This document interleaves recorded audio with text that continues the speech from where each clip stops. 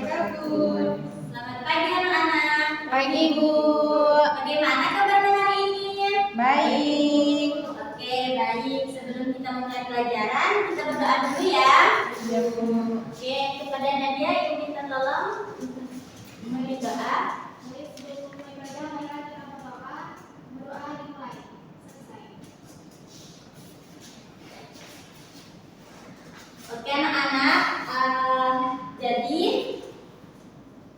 hari ini kita akan belajar mengenai hidup bersih dan sehat di sekolah. Ada yang ingat pelajaran kemarin kita belajar apa? Materi apa? Hewan dan binatang. Hewan dan Binatang. binatang. Baik, sebelum memasuki pelajaran, Ibu ingin menyampaikan tujuan pembelajaran kita terlebih dahulu, yang mana bertujuan untuk agar siswa dapat menjelaskan bahwa apa bakteri dan penyebab penyakit dan cara untuk mencegahnya. Dan yang kedua, siswa dapat menghubungkan dampak kesehatan terhadap pengeluaran keluarga. Yang ketiga, dapat mengidentifikasi peraturan kebersihan dan kesehatan di sekolah. Baik, masuk ke materi. Baiklah anak-anak, kalian tahu apa itu bakteri? Kuman. Kuman Bu, makhluk halus. Makhluk halus. Oke, kepada Sally tolong bacakan apa itu bakteri. Bakteri adalah makhluk hidup kecil yang hanya bisa dilihat dengan mikroskop. Ya, betul. Bakteri itu adalah makhluk hidup kecil yang hanya bisa dilihat dengan mikroskop.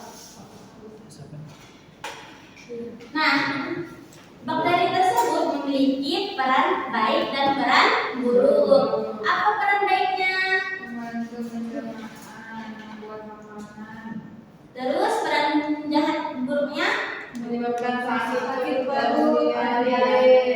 Nah, contoh peran baik bakteri seperti membantu pencernaan di kehidupan sehari-hari itu seperti apa sih?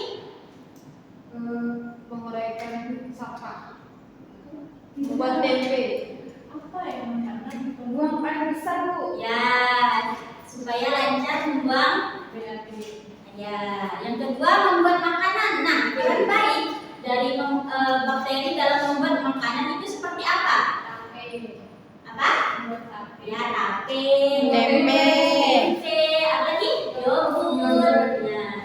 Nah, sedangkan peran buruk bakteri seperti menyebabkan sakit perut atau diare. Contohnya apa? Nah, Penny, contohnya apa Penny? Makanya Yang basi. Ya, makanan yang basi. Apalagi? Ya. Nah, yang kedua ada membusukkan makanan. Jadi bakteri itu dapat membusukkan makanan. Misalnya nasi yang lama-lama itu kan dapat membusuk. Ya, itu disebabkan oleh bakteri.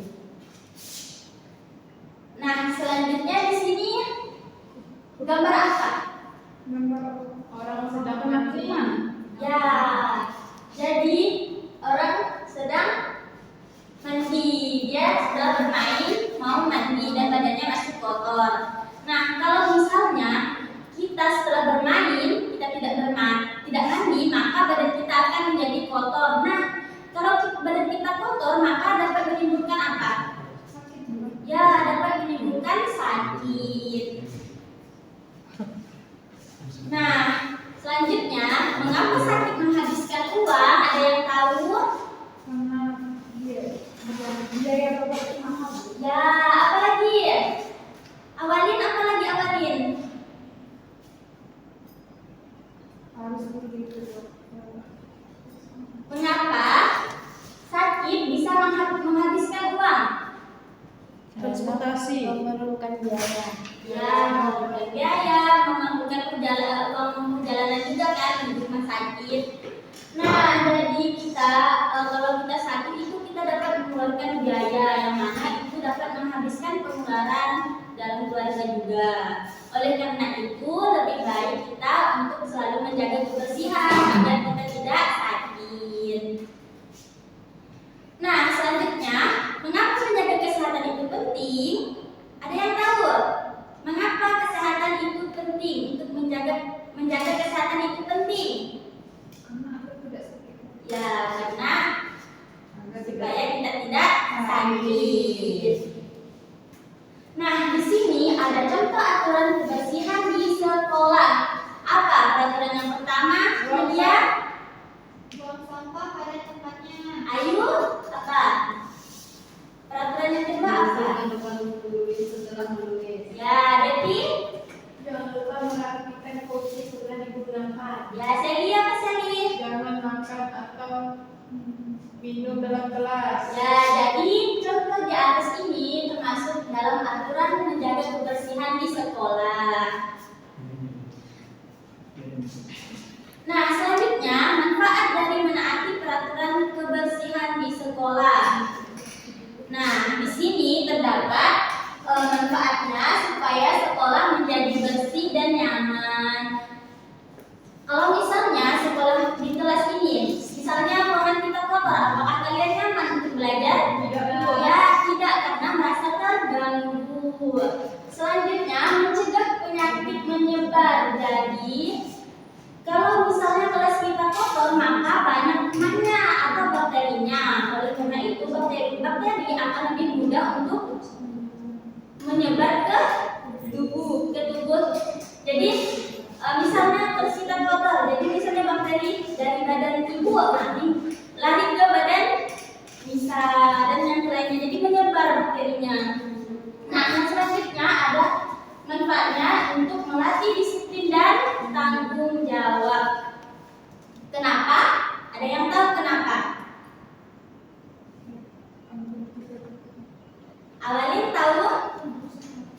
Jadi manfaatnya untuk melatih disiplin dan tanggung jawab. Misalnya kita kan ingin hidup bersih nih kan. Nah, jadi kita itu kalau ingin hidup bersih itu kita harus bertanggung jawab untuk menjaga kebersihan. Jadi kita memiliki tanggung jawab sendiri-sendiri.